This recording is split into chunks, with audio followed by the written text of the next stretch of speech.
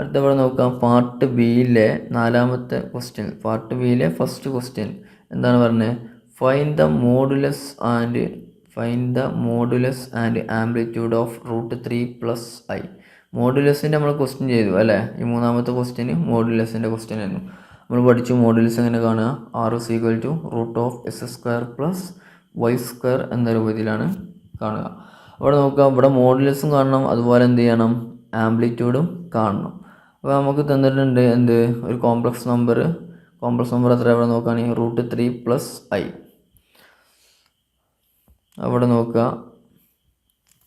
നാലാമത്തെ പാർട്ട് ബിയിലെ first question എന്താണ്? Find the modulus of and amplitude of സെഡിൻ്റെ വാല്യൂ തന്നിട്ടുണ്ട്. എന്ത്? √3 + i എന്ന് പറയുന്ന ഒരു കോംപ്ലക്സ് നമ്പർ തന്നിട്ടുണ്ട്. അങ്ങനെയാണെങ്കിൽ എന്താണ് നമ്മൾ കണ്ടുപിടിക്കാൻ പറഞ്ഞത്? മോഡുലസ് അല്ലേ? ഫസ്റ്റ് മോഡുലസ് കണ്ടുപിടിക്കാം, പിന്നെ എന്ത് വേണം? ആംപ്ലിറ്റ്യൂഡ്. ഈ രണ്ട് കാര്യങ്ങളാണ് നമ്മളോട് കണ്ടുപിടിക്കാൻ പറഞ്ഞത്.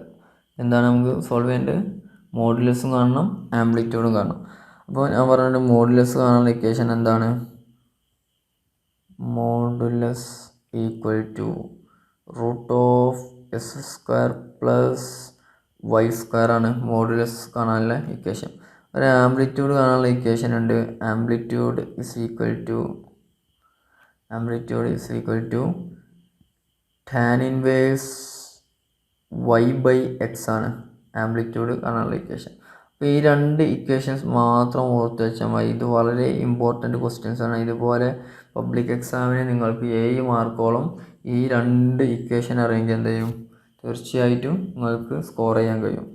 മിക്കവാറും 2 ക്വസ്റ്റ്യൻ പേപ്പറിൽ ഉണ്ടാവലുണ്ട്, മോഡുലസും ആംപ്ലിറ്റ്യൂഡും കാണാനുള്ളത്. ചിലപ്പോൾ പാർട്ട് ബിയിൽ ഒരു ക്വസ്റ്റ്യൻ ഉണ്ടാവലുണ്ട്, പാർട്ട് സിയിലും സെയിം ക്വസ്റ്റ്യന് റിപ്പീറ്റ് ചെയ്യലുണ്ട്. അപ്പോൾ മക്കളവിടെ നോക്കുക, എന്താണ് ആദ്യം നമുക്ക് മോഡുലസ് കാണണം അല്ലേ? നോക്കുക, മോഡുലസ് എന്ത് വരും? ഞാൻ √(s² + y² ആണ്. എക്സിൻ്റെ സ്ഥാനത്ത് ഇവിടെ എത്രയാണ്? √3 ആണ്. വൈൻ്റെ സ്ഥാനത്ത് എത്ര? ഇവിടെ വെറും i മാത്രമേ ഉള്ളൂ. വെറും i ആണെങ്കിൽ എന്താണ് വരിക? ഇതിൻ്റെ ഇവിടെ എന്താണ് വരിക? iൻ്റെ കൂടെ എന്താണ്? 1 അല്ലേ വരിക? അപ്പോൾ നമുക്ക് എന്ത് വരും?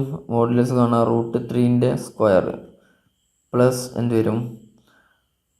1² എന്ന് വരും അല്ലേ? അപ്പോൾ എന്ത് വരും? √3² എന്ന് പറഞ്ഞാൽ 3 വരും, പ്ലസ് 1² 1 എന്ന് വരും. 3 + 1 എന്ന് പറഞ്ഞാൽ √4 വാല്യൂ 2 എന്ന് കിട്ടും അല്ലേ? അപ്പോൾ നമുക്ക് കിട്ടി, മോഡുലസ് കിട്ടി. എത്ര? 2 ആണെന്ന് കിട്ടി. ഇനി നമുക്ക് അടുത്തത് എന്ത് ചെയ്യണം? ആംപ്ലിറ്റ്യൂഡ് കിട്ടണം അല്ലേ? ആംപ്ലിറ്റ്യൂഡ് കണ്ടുപിടിക്കുക എങ്ങനെ? ആംപ്ലിറ്റ്യൂഡ്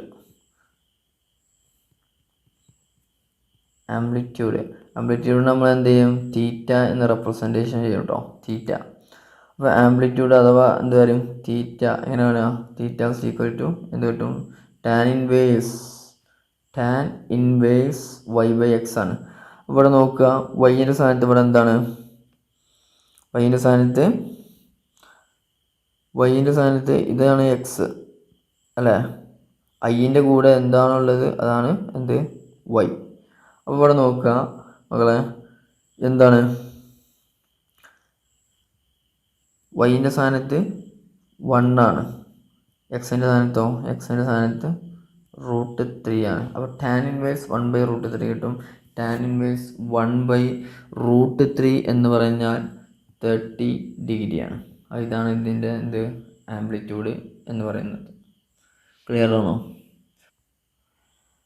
നമ്മളതുപോലെ ഒരു ക്വസ്റ്റ്യൻസ് കൂടി ചെയ്യാണ്. ഇപ്പോൾ പാർട്ട് ബിയിലെ നാലാമത്തെ ക്വസ്റ്റ്യനാണ് നമ്മൾ സോൾവ് ചെയ്തത്. അതുപോലെ ഒരു ക്വസ്റ്റ്യനാണ് എന്ത്? പാർട്ട് സിയിലുണ്ട് രണ്ടാമത്തെ ക്വസ്റ്റ്യൻ. എന്താണ്?